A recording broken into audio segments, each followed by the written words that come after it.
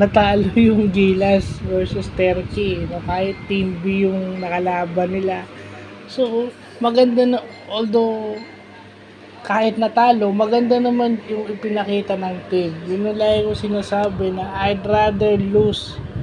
I rather want to see Gilas lose with a good system in place rather than yung alam na basang-basa ng kalaban. Kasi, lumamang eh. Lumamang sila nung first hanggang second quarter. So, ibig sabihin, nandun yung sistema nila.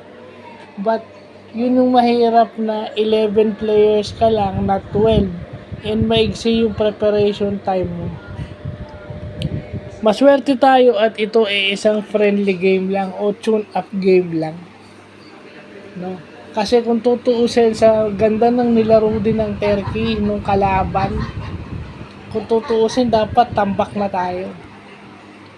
Yun din yung sinasabi ni Coach Putit de Vera, isang sikat na basketball coach na sa basketball, tignan mo rin yung quality ng opponents mo. Kahit Team B yun, if ever totoo mang Team B, yung Team B o kung yun na yung Team A ng Turkish national team o ng Team Turkey, maayos ang kalidad nun. I hope, yun na yung sinasabi na kung niline up mo yun, ipinasok mo sa line up yun, use that line up. Use that line up to the fullest. I mean, buti na lang dinadagdag do si Japet. Kasi kung hindi nadagdag do si Japet na maganda rin naman na ipinakita, wala tayong height.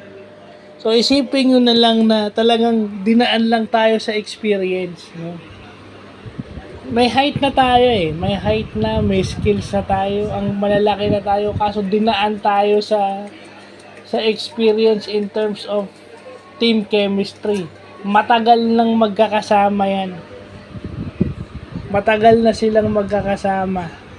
Ibig sabihin, matagal na silang magkakasamang naglalaro. Matagal na silang magkasamang natatalo at magkasamang nananalo. Yun yung wala tayo. Ever since.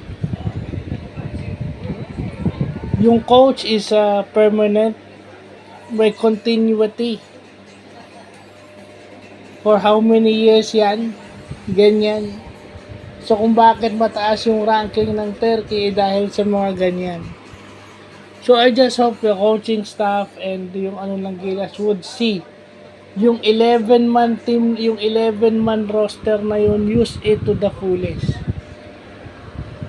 Yung mga nambabas kay Junmar, lumabas kayo ngayon. Ang ganda ng nilaro ni Junmar sa friendly game. Maganda yung nilaro niya. At isa siya sa dahilan bakit 11 points lang yung lamang ng Turkey. And yung mga usual si Brownlee, gumawa din si Brownlee. Kaso saan nga nakakita na si Brownlee mabilis na kumilos yun, pero bakit nasusupalpal siya? Dahil ang lalaki talaga ng kalaban. No, hindi mo rin talaga matatawaran. Wala tayong problema sa offense. It's yung defense natin at saka yung turnovers. Turnovers natin, and we are, kahit malalaki tayo, we are out-rebounded. Natalo tayo sa 50-50 balls. 50-50 balls tayo natalo. Maamo din sa kanila yung bola bukod sa malalaki na sila. Yung sinasabi nilang cooking, luto raw, natural home court nila Anong gagawin mo dyan? Di ba? Kasama na sa laro yan, hindi sa inaano ko, pero kasama na sa laro yan. Meron ng unfair treatment dahil nandun tayo sa home court ng kalaban. So, kasi kung tutuusin, kung ganun yung pituhan o ganun yung tawagan, and then home court nila, tambak na siguro tayo ng 20 ron. 20 o 20 or 25 points yung lamang kung ganun. Kasi lalo na nung second half, ang laki na ng nasa kanila na yung tawag, pabor na sa kanila yung tawag, hindi tayo makakuha ng break.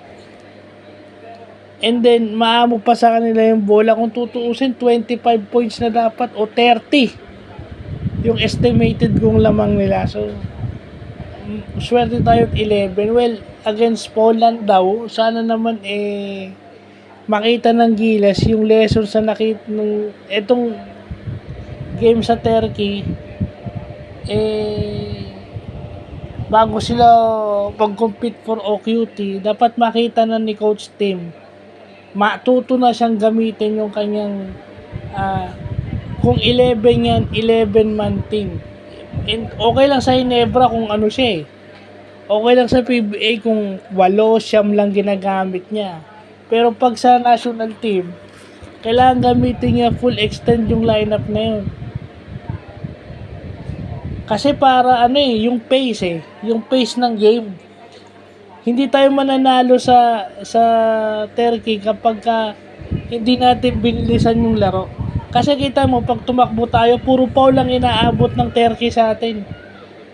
Napansin ko lang yun, every time na Dwight Ramos gets a loose ball and then tumakbo siya, walang nagagawa yung bantay niya kung hindi pumaul.